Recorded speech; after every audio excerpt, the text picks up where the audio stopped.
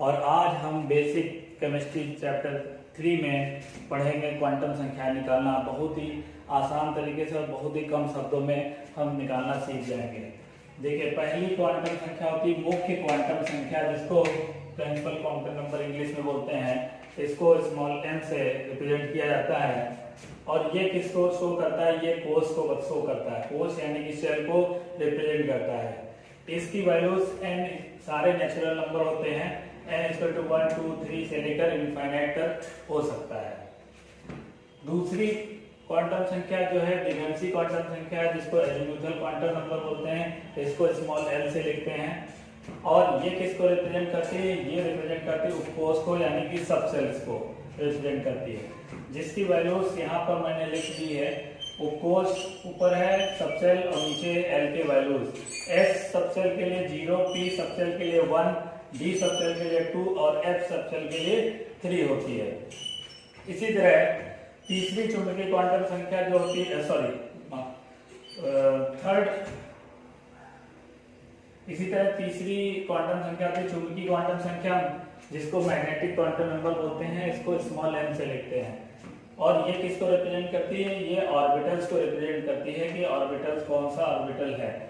और इसकी values defined है -l से +l तक या +l से -l तक। कुछ बुक्स में आपको -l से +l मिलेगा और कुछ बुक में +l से -l तक मिलेगा, लेकिन हम जनरली यूज करते हैं -l से +l तक। फिर आती है स्पिन क्वांटम संख्या, जो कि इलेक्ट्रॉन के चक्रण की दिशा को बताती है कि इलेक्ट्रॉन किस डायरेक्शन में रोटेट कर रहा है। वो क्लॉकवाइज रोटेट कर रहा है कि एंटी क्लॉकवाइज रोटेट कर रहा है, उसके हिसाब से +½ और -½ उसके लिए डिफाइन किया गया है। ये तो था इनका एक समराइज डिस्क्रिप्शन कि आप बहुत ही कम शब्दों में आप इसके बारे में जान लें कि ये डिफरेंट 4 क्वांटम नंबर्स होते हैं जो इलेक्ट्रॉन के डिस्ट्रीब्यूशन को रिप्रेजेंट करते हैं। फर्स्ट है मुख्य क्वांटम संख्या, प्रिंसिपल क्वांटम नंबर, फिर सेकंड द्विघांसी क्वांटम संख्या, एजीमुथल क्वांटम नंबर, थर्ड है चुंबकीय क्वांटम संख्या, magnetic quantum number and last है फोर्थ स्पिन क्वांटम संख्या है। मुख्य क्वांटम संख्या किसको रिप्रेजेंट करती है? कोष को। सेकंड क्वांटम संख्या द्विघांसी किसको? उपकोष को यानी सब सेल को। थर्ड चुंबकीय क्वांटम संख्या मैग्नेटिक क्वांटम नंबर ऑर्बिटल को रिप्रेजेंट करती है और लास्ट जो है इलेक्ट्रॉन के रोटेशन को यानी कि चक्रण को बताती है। अब हम देखेंगे कि कैसे इसका हम कैसे इलेक्ट्रॉनों के लिए हम क्वांटम संख्याएं निकालेंगे। सपोज हमें क्वांटम संख्या निकालनी है। अब देखिए n=1 के लिए हमें सभी क्वांटम संख्या लिखनी है। n=1 में आपका सिर्फ एक ये हो गया आपका सेल। अब इसमें एक ही सब सेल होता है, तो इसलिए इसके n=1 में एक ही सब सेल होता है s। तो n=1 के लिए l की वैल्यू कितनी हो जाएगी? 0। अभी आपने पीछे पढ़ा है कि s के लिए l की वैल्यू कितनी होती है? 0 होती है। अब इसमें एक -l से आपने पढ़ा है +l तक, तो यहाँ पर -0 से +0 तो नहीं होता है ना, तो हम यहाँ पर इसको 0 से रिप्रेजेंट करते हैं ऑर्बिटल को और m=0 हमारा आ जाता है। यहाँ पर s के दो वैल्यूज होंगी, एक क्लॉकवाइज और एक एंटी क्लॉकवाइज के लिए, +½ तथा -½ 2 इलेक्ट्रॉन के लिए। तो इस तरह से हमने n=1 के लिए क्वांटम संख्या निकाली। अब हम दूसरे कोष के लिए अगर निकालते हैं n=2 के लिए, तो यहाँ l की दो वैल्यूज हो जाती हैं। एक हो जाती है, अब हम देखते हैं कि n=2 के लिए l दो कोष होते हैं, तो l की वैल्यू आपकी एक 0 होती है और एक होती है 1 हो जाती है। ये आपका s हो गया, ये आपका p के लिए हो गया।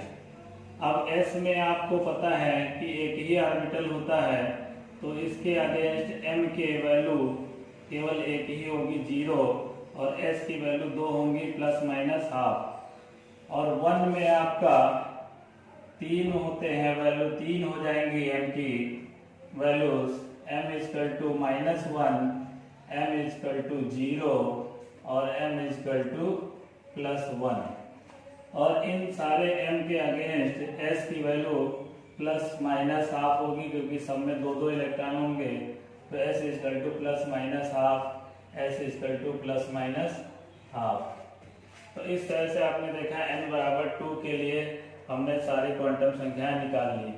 इसी तरह n इजकल टू 3 के लिए देखेंगे। n इजकल टू 3 में अब l की n इजकल टू 3 में अब l उपकोष 3 हो जाएंगे, तो उसके हिसाब से बना लेंगे। आपकी 0 हो गई, आपका 1 हो गया और आपका ये 2 हो गया। 0 के लिए आपका m का वैल्यू एक ही ऑर्बिटल होगा। 1 के लिए आपके पास 3 ऑर्बिटल हो गए, -1, 0 और +1।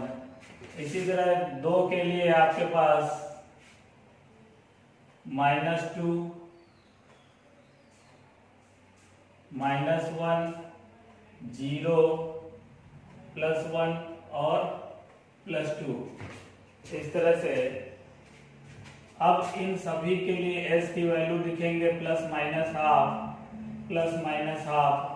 कि प्लस माइनस क्यों लिख रहे हैं, क्योंकि एक ऑर्बिटल में मैक्सिमम 2 इलेक्ट्रॉन, जैसे आपको ये p का मैं बता रहा हूँ, p में ये इस तरह से -1, 0, +1 होता है और सब में 2 इलेक्ट्रॉन होते हैं, +½ और -½ इसलिए सभी m के लिए ±½ सब में ±½ नीचे हम मेंशन कर देते हैं चौथी क्वांटम संख्या को, जो उसके रोटेशन को दिखाती है। तो ये तो कुछ एग्जाम्पल हैं कि हम जितने भी कोर्स हैं n=1, n=2, n=3, n=4, ये तो था इस तरह से निकालना। अब हम सीखेंगे कि कैसे हम किसी पार्टिकुलर इलेक्ट्रॉन के लिए क्वांटम संख्याएं, अब हम देखेंगे कि कैसे किसी पार्टिकुलर इलेक्ट्रॉन के, जैसे आपसे कहा गया कि सोडियम, क्वेश्चन आ गया सोडियम के अंतिम इलेक्ट्रॉन के लिए चारों क्वांटम संख्याएं लिखो। तो हम कैसे निकालेंगे, क्वेश्चन दिख रहा होगा सोडियम के अंतिम इलेक्ट्रॉन के लिए चारों क्वांटम संख्याएं। इसके लिए मैंने आपको सिखा रखा, अबव प्रिंसिपल सिखा रखा है, तो अबव प्रिंसिपल का इस्तेमाल करेंगे। यहाँ पर हम SSP, SP 122, 33 और 2, 2, 4, 6, 10 से 11 इसका इलेक्ट्रॉनिक कॉन्फ़िगरेशन से हमें पता चल गया कि अंतिम इलेक्ट्रॉन के लिए हमारे पास क्या होगा, कॉन्फ़िगरेशन 2p6 3s1, यानी ये अंतिम इलेक्ट्रॉन का कॉन्फ़िगरेशन हुआ। यहाँ से ये पता चल गया कि ये n=3 होगा और s उपकोष है तो l की वैल्यू 0 होगी।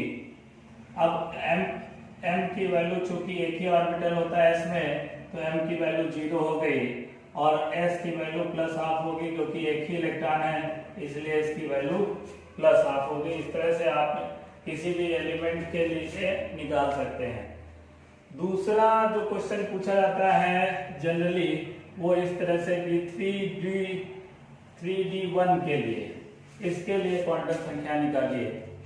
अब ये तो जैसे मैंने आपको बताया, यहाँ हमको खुद इलेक्ट्रॉनिक कॉन्फ़िगरेशन लिखना पड़ता है क्वांटम संख्या निकालने के लिए।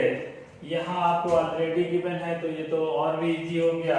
आपने क्या किया, n=3, d आपका कौन सा, l की वैल्यू क्या हो जाएगी, 2 हो जाएगी। m की वैल्यू आपकी यहाँ पे d ऑर्बिटल बना लेंगे 1, 2, 3, 4, 5 और यहाँ पर नंबर्स नोट कर लेंगे -2, -1, 0, +1 और +2। अब इसमें जो ये इलेक्ट्रॉन है ये आप देख रहे हैं कि क्लॉकवाइज होगा, तो इसको हमने m, इस ऑर्बिटल का नोटेशन क्या आया, -2, तो m की वैल्यू हो गई -2 और s की वैल्यू हो गई +12। इस तरह से आपने इसका निकाल लिया। एक और एग्जांपल लेंगे। मान लीजिए आपसे कहा गया 4p1 के लिए क्वांटम संख्या निकालिए। तो फिर अगेन आपका n=1 हो गया, l= आपका 1 हो गया, क्योंकि ये सपोज में 3 ऑर्बिटल होते हैं। 3 ऑर्बिटल -1 0 +1 इस तरह से लिखेंगे, बना लेंगे और देखेंगे कि अब n की वैल्यू पता है हमें, l की वैल्यू पता है। m के लिए हम देखेंगे पहला इलेक्ट्रॉन किसमें हो सकता है, आपसे पूछे दूसरा इलेक्ट्रॉन, तो आपको हर बार ये रफ में बनाना पड़ेगा और देखना पड़ेगा किस ऑर्बिटल में है। तो यहाँ m की वैल्यू -1 हो गई और s की वैल्यू आपकी +12 हो गई। अगर सपोज आपसे कहता है कि 4p3 के अंतिम इलेक्ट्रॉन के लिए क्वांटम संख्या निकालिए, तो आपके n=1 ही रहता, l= भी 1 ही रहता, लेकिन अब m तीसरा इलेक्ट्रॉन किस में जाएगा, +1 में जाएगा। तो तीसरे इलेक्ट्रॉन के लिए m=+1 हो गया और s=+12 हो गया। इस तरह से क्वेश्चन आपके बहुत ज्यादा पूछे जाते हैं, तो इस तरह से आप क्वांटम संख्याओं को निकाल लेंगे। आई होप आपको ये मेरा वीडियो पसंद आया हो। अगर आपको मेरा वीडियो पसंद आया है तो आप नीचे इस दिए गए सब्सक्रिप्शन पे सब्सक्राइब कर लीजिए और बेल आइकन को दबाना ना भूलें ताकि आपको नोटिफिकेशन मिलते रहे।